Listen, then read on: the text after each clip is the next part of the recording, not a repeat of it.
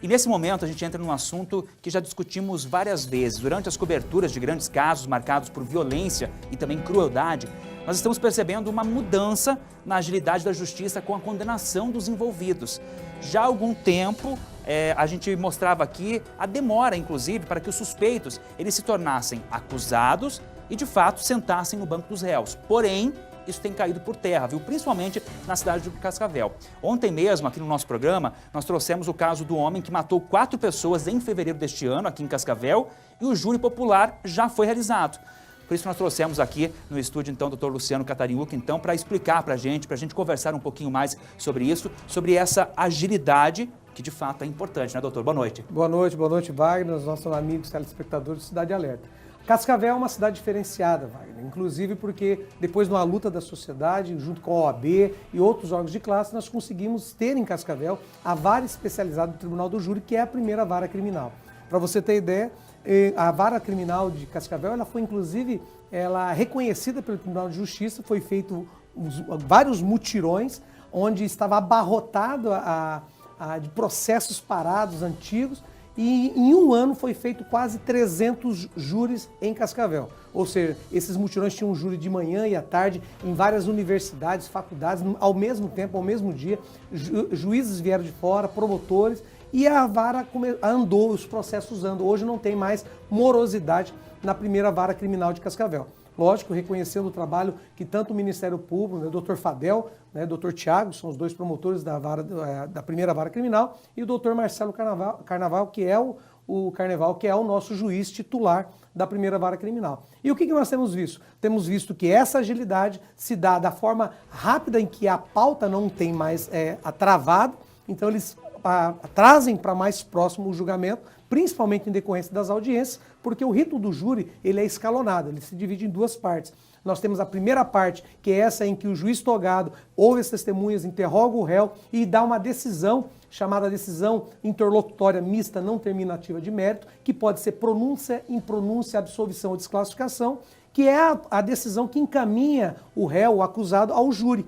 E uma coisa que tem chamado a atenção é que se a parte, o réu, o acusado, não recorrer dessa decisão, os júris estão sendo marcados com uma brevidade muito grande, principalmente se se tratar de réus presos, que têm prioridade. E aí a gente vê a coisa acontecendo rápido e que traz a sensação de justiça para a família das vítimas e até mesmo impede que o réu fique preso por muito tempo sem ter ali uma condenação. E quando a gente vê, geralmente a gente acompanha aqui casos de júri popular, no outro tipo de júri também está tendo essa agilidade? O júri popular, quando a gente fala esses processos de júri, essa vara especializada, ela faz exatamente isso. Ela prepara para o julgamento do júri. Quem são os crimes do júri? São os crimes dolosos contra a vida, tentados ou consumados. Todo crime que envolve morte de uma pessoa ou tentativa de morte, esses crimes são julgados pelo Tribunal do Júri. A primeira vara, que também é ágil, ela também julga os crimes de trânsito, seja por dolo eventual ou seja por crime culposo, que em regra o crime de trânsito é culposo. Então tudo isso está na primeira vara.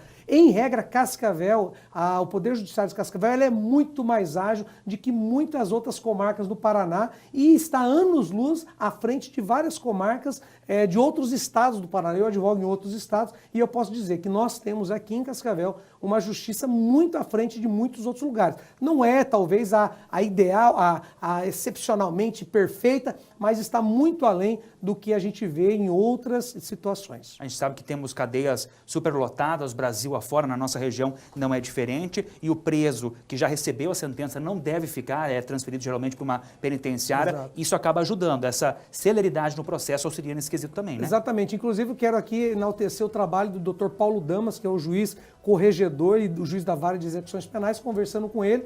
O Paulo Damas, ele adotou um entendimento 9 anos antes do STF, um entendimento que ele adotava do semiaberto harmonizado, aberto provisório, em razão das cadeias superlotadas, foi sedimentado pela súmula vinculante do STF número 56, depois de quase 8 anos, o que mostra que o nosso juiz, a nossa VEP, o Paulo Damas, já está há mais de 15 anos ali na VEP, está anos-luz à frente de outras comarcas. E essa superlotação da cadeia é um problema estrutural que a gente vê de gestão pública, principalmente da questão do próprio Poder Executivo, que é o responsável por fazer novas penitenciárias, novas, por exemplo, colônias penais. Nós temos uma colônia penal apenas no Paraná, que é a que cuida do regime semiaberto, e nós estamos brigando sempre para que a cadeia pública, por exemplo, o cadeião aqui da 15ª, que veio governador, subiu em pá carregadeira, derrubou, agora acabou, continua superlotado, que não era para ter nenhum preso lá. Hoje acho que tem mais de 150 presos que não era para ter nenhum.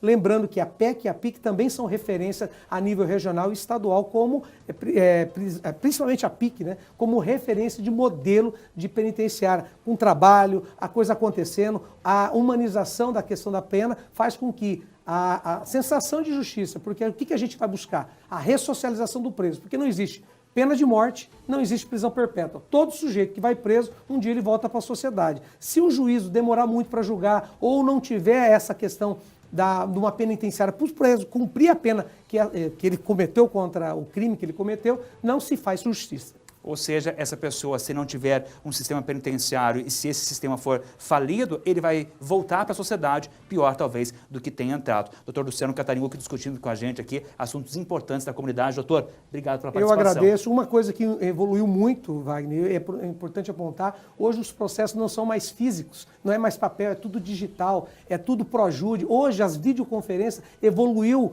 muito, então isso agilizou e ajudou a agilizar principalmente essa questão da virtualização do processo criminal, dando agilidade no julgamento dos processos, não tem mais questão de enrolação, testemunha fora. Hoje se houve testemunha ao mesmo tempo em outro estado, em outros municípios, ao mesmo tempo que acontece a audiência. Então isso é a evolução da justiça para dar essa resposta à sociedade, que é ver o sujeito que praticou o crime o mais rápido possível ser condenado e ser punido.